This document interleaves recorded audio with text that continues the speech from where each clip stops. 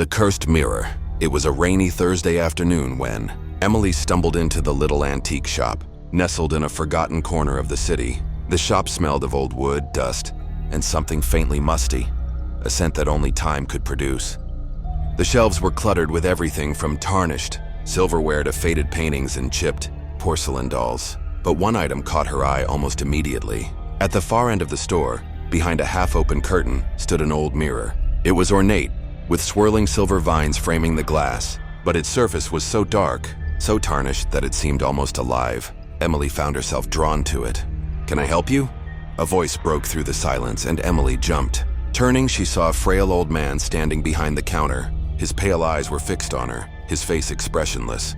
I was just looking," Emily stammered, still entranced by the mirror. There was something about it that felt wrong, like it shouldn't exist in this world at all. The man nodded, though his eyes lingered on her too long. "It's one of my rarest pieces. Not many appreciate its true value," he said softly. Almost as if he were speaking to himself, Emily took a step toward the mirror, her hand reaching out, though she didn't consciously will it to move. Her fingers brushed against the cold surface, and a shiver ran down her spine.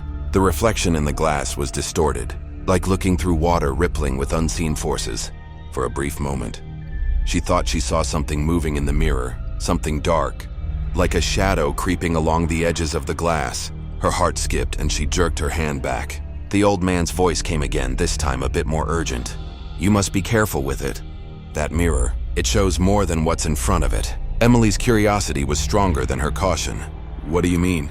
The man seemed to hesitate, as if considering whether to speak at all. Then he sighed, shuffling closer. "It's not just a reflection. It reflects your fears, your darkest desires, your soul." Emily frowned.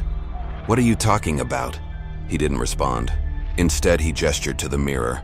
"It calls to people, lures them in. It's never satisfied, never finished." As if to prove his point, the reflection in the mirror flickered again. This time, Emily saw a figure, a shadowy shape standing behind her in the glass. She spun around quickly, but there was nothing there. The old man watched her closely, his lips twitching into a knowing smile. "It sees you now. It knows your name."